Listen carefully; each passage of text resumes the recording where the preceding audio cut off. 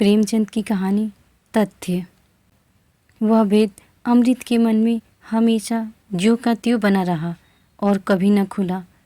न तो अमृत की नज़रों से, न उसकी बातों से और न रंग ढंग से ही पूर्णिमा को कभी इस बात का नाम को भी भ्रम हुआ कि साधारण पड़ोसियों का जिस तरह बर्ताव होना चाहिए और लड़कपन की दोस्ती का जिस तरह निभाव होना चाहिए, उसके सिवा अमृत का मेरे साथ और किसी प्रकार का संबंध है या हो सकता है।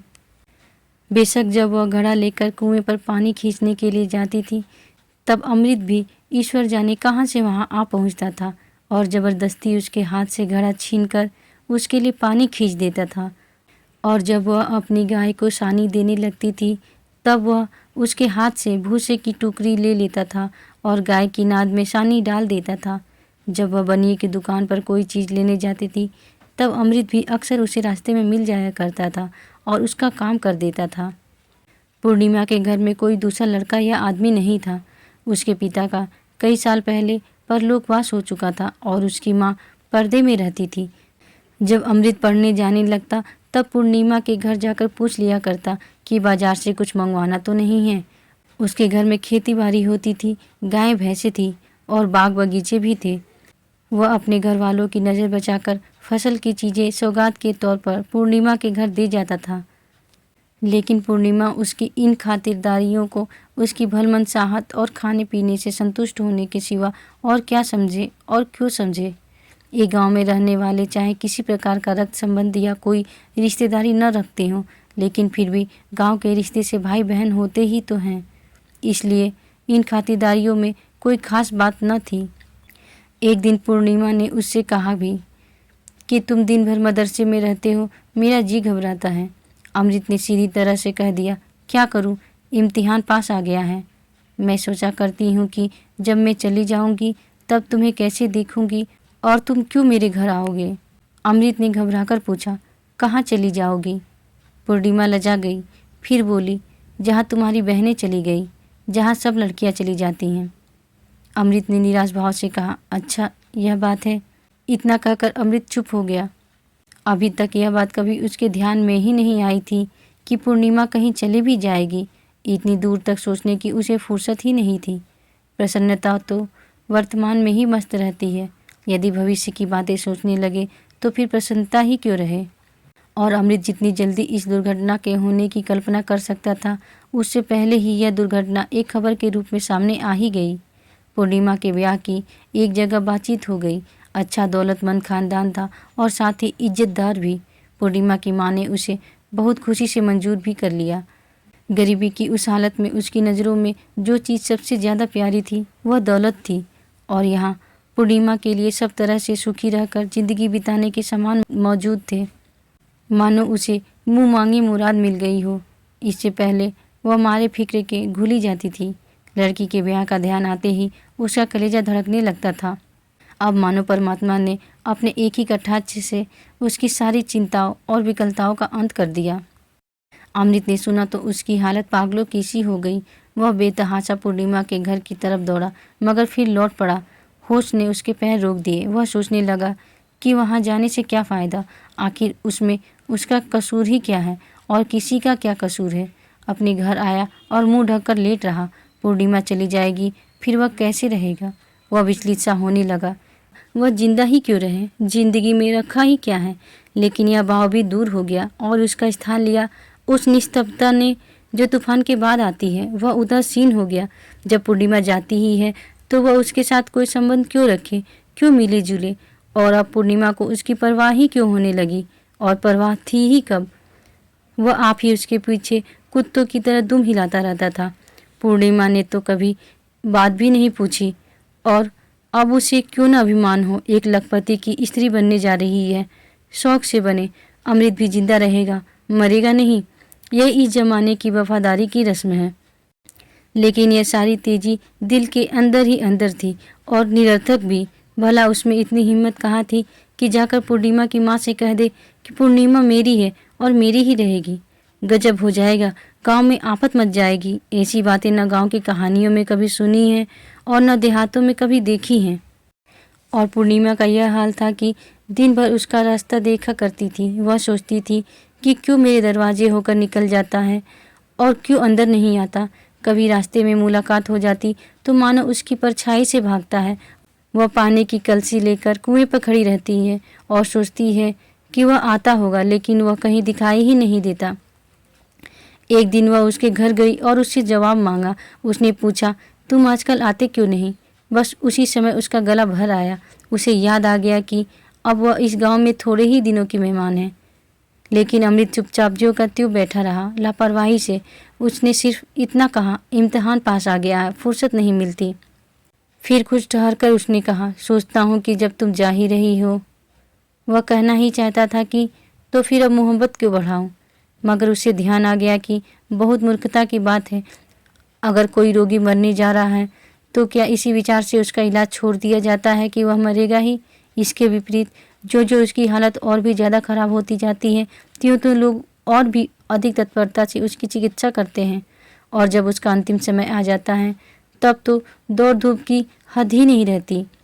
उसने बात का रुख बदल कर कहा, सुना है वह लोग भी बहुत मालदार हैं। पूर्णिमा ने उसके ये अंतिम शब्द सुने ही नहीं या उनका जवाब देने की ज़रूरत नहीं समझी। उसके कानों में तो जवाब का पहला हिस्सा गूंज रहा था। उसने बहुत ही दुखपूर्ण भाव से कहा, तो इसमें मेरा क्या कसूर है? मैं अपनी खुशी से तो जा नहीं रही हूँ। जाना पड़ता है इसलिए जा रही हूँ। यह कहते कहते मारे लज्जा के उसका चेहरा लाल हो गया। जितना उसे कहना चाहिए था शायद उससे ज़्यादा वह कह गई थी। मोहब्बत में भी शतरंज की सी चालें होती हैं। अमृत ने उसकी तरफ इस तरह देखा कि मानो वह इस बात की जांच करना चाहता है कि इन शब्दों में कुछ अर्थ भी है या नहीं। क्या अच्छा होता कि सभी आंखों में आर पार देखने की शक्ति होती। इस तरह तो सभी लड़कियां निराश भाव से बात करती हैं, मानो ब्याह होते ही उनकी जान पर आ बनेगी। मगर सभी लड़कियां एक न एक दिन अच्छे अच्छे गहने और कपड़े पहनकर और पालकी में बैठकर चली जाती हैं। इन बातों से उसको कोई संतोष नहीं हुआ। फिर डरते डरते बोला, तब तुम्हें मेरी याद क्यों आएगी? उसके माथे पर पसीना आ गया। उसे ऐसी बेढब शर्मिंदगी हुई कि जी चाहा कि कमरे से बाहर भाग जाऊं। पूर्णिमा की ओर देखने की भी हिम्मत नहीं हुई, कहीं वह समझ न गई हो। पूर्णिमा ने सिर झुकाकर मानो अपने दिल से कहा, तुम मुझे इतना निर्मोही समझते हो? मैं बेकसूर हूँ और मुझसे रूठते हो? तुम्हें इस समय मेरे साथ सहानुभूति होनी चाहिए थी। तुम्हें उचित था कि तुम मुझे ढाढ़स देते, और तुम मुझसे तने बैठे हो। तुम ही बतलाओ कि मेरे लिए और कौन सा दूसरा रास्ता है? जो मेरे अपने हैं वही मुझे गैर के घर भेज रहे हैं। वहाँ मुझ पर क्या बीतेगी, मेरी क्या हालत होगी? क्या यही गम मेरी जान लेने के लिए काफ़ी नहीं है जो तुम उसमें अपना गुस्सा भी मिलाए देते हो? उसका गला फिर भर आया। आज पूर्णिमा को इस प्रकार दुखी और उदास देखकर अमृत को विश्वास हो गया कि इसके अंदर भी एक छिपी हुई वेदना है। उसका ओछापन और स्वार्थपरता मानो कालिक बनकर उसके चेहरे पर चमकने लगी। पूर्णिमा के इन शब्दों में पूरी सत्यता थी और साथ ही कितनी फटकार और कितना अपमान भी भरा हुआ था। जो पराए हों उनसे शिकायत ही क्यों करे? अवश्य ही ऐसी अवस्था में उसे पूर्णिमा को ढाढ़स दिलाना चाहिए था। यह उसका कर्तव्य उसे बहुत प्रसन्नता के साथ पूरा करना चाहिए था। पूर्णिमा ने प्रेम का एक नया आदर्श उसके सामने रख दिया था और इसका विवेक इस आदर्श से बचकर नहीं निकलने देता था। इसमें संदेह नहीं कि प्रेम भी एक स्वार्थ त्याग है, परंतु बहुत बड़ा और जिगर को जलाने वाला है। उसने लज्जित होकर कहा, माफ़ करो पूर्णिमा, मेरी भूल थी, बल्कि बेवकूफ़ी थी। पूर्णिमा का ब्याह हो गया। अमृत जी जान से उसके ब्याह के प्रबंध में लगा रहा। दूल्हा अधेड़ था, तोंदल और भोंडा था और साथ ही बहुत घमंडी और बदमिजाज भी था।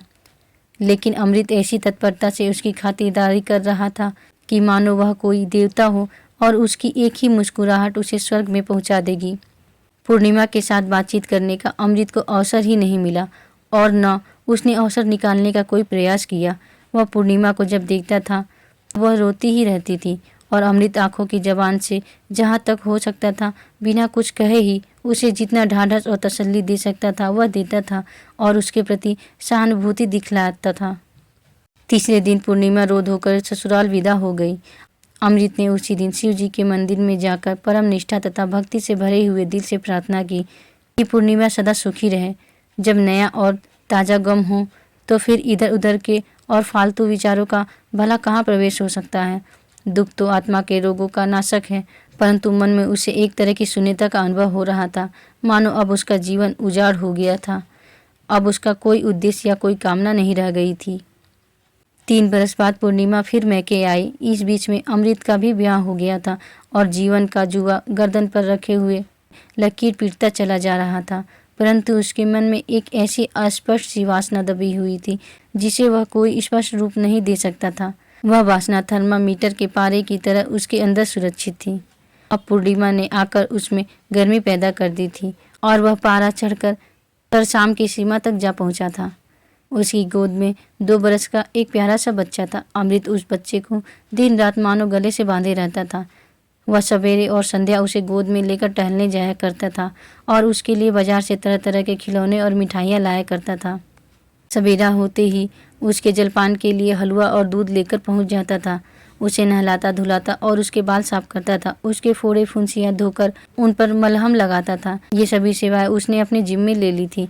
बच्चा भी उसके साथ इतना हिल मिल गया था कि पल भर के लिए भी उसका गला न छोड़ता था। यहाँ तक कि कभी कभी उसी के पास सो भी जाता था और पूर्णिमा के आकर बुलाने पर भी उसके साथ नहीं जाता था। अमृत पूछता, तुम किसके बेटे हो? बच्चा कहता, तुम माले। अमृत मारे आनंद के मतवाला होकर उसे गले से लगा लेता था। पूर्णिमा का रूप अब और भी निखर आया था। कली खिलकर फूल हो गई थी। अब उसके स्वभाव में अहमन्यता और अभिमान आ गया था और साथ ही बनाव श्रृंगार से प्रेम भी हो गया था। सोने के गहनों से सजकर और रेशमी कपड़े पहनकर अब वह और भी अधिक आकर्षक हो गई थी और ऐसा जान पड़ता था कि मानो वह अमृत से कुछ बचना चाहती है। बिना कोई विशेष आवश्यकता हुए उससे बहुत कम बोलती है और जो कुछ बोलती भी है वह इस ढंग से बोलती है कि मानो अमृत पर कोई एहसान कर रही है। अमृत उसके बच्चे के लिए इतनी जान देता है और उसकी फरमाइशों को कितने शौक से पूरा करता है, लेकिन ऊपर से देखने पर यही जान पड़ता था कि पूर्णिमा की निगाहों में उसकी इन सब सेवाओं का कोई मूल्य ही नहीं था। मानो सेवा करना अमृत का कर्तव्य ही है और वह कर्तव्य उसे पूरा करना चाहिए। इसके लिए वह किसी प्रकार के धन्यवाद या कृतज्ञता का अधिकारी नहीं है। जब बच्चा रोता है तब वह उसे धमकाती है कि खबरदार रोना नहीं तो मामा जी तुमसे कभी न बोलेंगे, और इतना सुनते ही बच्चा चुप हो जाता है। जब उसे किसी चीज़ की ज़रूरत होती है तब वह अमृत को बुलाकर मानो आज्ञा के रूप में उससे कह देती है और अमृत भी तुरंत उस आज्ञा का पालन करता है, मानो वह उसका गुलाम हो। और वह भी शायद यही समझती है कि मैंने अमृत से गुलामी का पट्टा लिखा लिया है। 6 महीने मैके रहकर पूर्णिमा फिर ससुराल चली गई। अमृत उसे पहचानने के लिए स्टेशन पर आया था। जब वह गाड़ी में बैठ गई तब अमृत ने बच्चा उसकी गोद में दे दिया। अमृत की आंखों से आंसू की बूंद टपक पड़ी और उसने मुंह फेर लिया और आंखों पर हाथ फेरकर आंसू पोंछ डाला। पूर्णिमा को अपने आंसू कैसे दिखलाए, क्योंकि उसकी आंखें तो बिल्कुल खुश्क थी, लेकिन फिर भी उसका जी नहीं मानता था। वह सोचता था कि न जाने अब फिर कब मुलाकात हो। पूर्णिमा ने कुछ अभिमान के साथ कहा, बच्चा कई दिन तक तुम्हारे लिए बहुत हुड़केगा। अमृत ने भरे हुए गले से कहा, मुझे तो उम्र भर भी इसकी सूरत नहीं भूलेगी। कभी कभी एक आध पत्र तो भेज दिया करो। भेजूंगा, मगर मैं जवाब नहीं दूंगी, यह समझ लो। मत देना, मैं मांगता तो नहीं, मगर याद रखना। गाड़ी चल पड़ी। अमृत उसकी खिड़की की ओर देखता रहा। गाड़ी के कोई एक फलांग निकल जाने पर उसने देखा कि पूर्णिमा ने खिड़की से सिर निकालकर उसकी तरफ देखा और फिर बच्चे को गोद में लेकर उसे जरा सा दिखला दिया। अमृत का हृदय उस समय उड़कर पूर्णिमा के पास पहुंच जाना चाहता था। वह इतना प्रसन्न है कि मानो उसका उद्देश्य सिद्ध हो गया हो। उसी वर्ष पूर्णिमा की मां का देहांत हो गया। पूर्णिमा उस समय सफ़र में थी। वह अपने मां को अंतिम समय में न देख सकी। जहाँ तक हो सकता था अमृत ने पहले तो उसकी पूरी चिकित्सा की और उसके मर जाने पर उसका क्रियाक्रम भी कर दिया। ब्राह्मणों को भी और बिरादरी वालों को भी भोजन कराया, मानो स्वयं उसी की माँ मर गई हो। स्वयं उसके पिता का देहांत हो ही चुका था, इसलिए वह आप ही अपने घर का मालिक हो गया था। कोई उसका हाथ पकड़ने वाला नहीं था। पूर्णिमा अब किस नाते से मैके आती, और फिर अब उसे इतनी फुर्सत कहाँ थी। अपने घर की मालकिन थी, घर किस पर छोड़कर आती। उसे 2 बच्चे और भी हुए। पहला लड़का बड़ा होकर स्कूल में पढ़ने लगा, छोटा देहात के मदरसे में पढ़ता था। अमृत साल में एक बार नाई को भेजकर उन सब की खैर सल्ला मंगा लिया करता था। पूर्णिमा सब प्रकार से सुखी और निश्चिंत है। और उसकी तसल्ली के लिए इतना ही काफ़ी था। अमृत के लड़के भी सयाने हो गए थे। वह घर गृहस्थी की चिंताओं में फंसा रहता था। फिर उसकी उम्र भी 40 से आगे निकल गई थी, परंतु फिर भी पूर्णिमा की स्मृति अभी तक उसके हृदय की गंभीरतर भाग में सुरक्षित थी। अचानक एक दिन अमृत ने सुना कि पूर्णिमा के पति का देहांत हो गया, परंतु आश्चर्य यह था कि उसे कोई दुख नहीं हुआ। वह यूं ही अपने मन में यह निश्चय कर बैठा था कि इस खबीस बुढ़े के साथ पूर्णिमा का जीवन कभी ईर्ष्या के योग्य नहीं हो सकता। कर्तव्य की व्यवस्था और पतिव्रत धर्म के पालन के विचार से उसने कभी अपना हार्दिक कष्ट प्रकट नहीं किया था, परंतु यह असंभव है कि सभी प्रकार के सुख और निश्चिंतता के रहते हुए भी उस घृणित व्यक्ति के साथ उसे कोई विशेष प्रेम रहा हो। यह तो भारतवर्ष ही है जहाँ ऐसी अप्सराएं ऐसे अयोग्य कुपात्रों के गले बांध दी जाती हैं, और नहीं तो यह पूर्णिमा किसी दूसरे देश में होती तो उस देश के नवयुवक उस पर निछावर हो जाते। उसकी मरी वासनाएं फिर जीवित हो गई। अब उसमें वह पहले वाली झिझक नहीं है और न उसकी जबान पर वह पहले वाली मौन की मोहर ही है। और फिर पूर्णिमा भी अब स्वतंत्र है। अवस्था के धर्म ने अवश्य ही उसे अधिक दयालु बना दिया होगा। वह शोखी अल्हड़पन और लापरवाही तो कभी की विदा हो चुकी होगी। उस लड़कपन की जगह अब उसमें अनुभव स्त्रियों की वे सब बातें आ गई होंगी जो प्रेम का आदर करती हैं और उसकी इच्छुक होती हैं। वह पूर्णिमा के घर मातम पुरसी करने जाएगा और उसे अपने साथ ले आएगा और जहाँ तक हो सकेगा उसकी सेवा करेगा, और पूर्णिमा के केवल समीप्य से ही उसका संतोष हो जाएगा। वह केवल उसके मुंह से यह सुनकर ही हार्दिक संतोष प्राप्त करेगा कि वह भी उसे याद करती है, अब भी उससे वही बचपन का सा प्रेम करती है। 20 साल पहले उसने पूर्णिमा की जो सूरत देखी थी, उसका शरीर भरा हुआ था, गालों पर लाली थी, अंगों में कोमलता थी, उसकी खिंची हुई ठोड़ी थी जो अमृत के भरे हुए कुंड के समान थी, उसकी मुस्कुराहट मादक थी। बस उसका वही रूप अब भी बहुत ही थोड़े परिवर्तन के साथ उसकी आंखों में समाया हुआ था, और वह परिवर्तन उस एकांत की आंखों में उसे और भी अधिक प्रिय जान पड़ने लगा था। अवश्य ही समय की प्रगति का उस पर कुछ न कुछ प्रभाव होगा, परंतु पूर्णिमा के शरीर में किसी ऐसे परिवर्तन की वह कभी कल्पना भी नहीं कर सकता था जिससे उसकी मनोहरता में कोई अंतर आ जाए। और अब वह केवल ऊपरी रूप का उतना अधिक इच्छुक भी नहीं रह गया था जितना उसके मधुर वचनों का भूखा था। वह उसकी प्रेमपूर्ण दृष्टि और उसके विश्वास का ही विशेष इच्छुक था। अपने पुरुषोचित आत्माभिमान के कारण कदाचित वह यह भी समझता था कि वह पूर्णिमा की अतृप्त प्रेम भावनाओं को अपनी नाजबरदारियों और प्रेम के आवेश से सुरक्षित रखेगा और अपनी पिछली भूल चूक का मार्जन कर डालेगा। संयोग से पूर्णिमा स्वयं ही एक दिन अपने छोटे बच्चे के साथ अपने घर आ गई। उसकी एक विधवा मौसी थी जो उसकी माँ के साथ ही अपने वैधव्य के दिन काट रही थी। वह अभी तक जीती थी। इस प्रकार वह सूना घर फिर से बस गया। जब अमृत ने यह समाचार सुना तब वह बड़े शोक से मानो मदमत्त होकर उसके घर की तरफ दौड़ा। वह अपने लड़कपन और जवानी की मधुर स्मृतियों को अपने मन की झोली में अच्छी तरह संभालता हुआ ले जा रहा था। उस समय उसकी अवस्था ठीक उस छोटे बच्चे के समान थी जो अपने हमजोली को देखकर उसके साथ खेलने के लिए टूटे फूटे खिलौने लेकर दौड़ पड़ता है।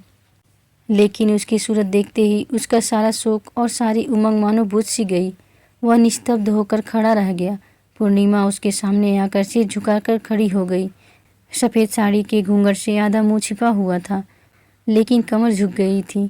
बाहें सूत सी पतली, पैर के पिछले भाग की रगें उभरी हुई, आंसू बह रहे थे और चेहरे का रंग बिल्कुल पीला पड़ गया था, मानो कफन में लपेटी हुई लाश खड़ी हो।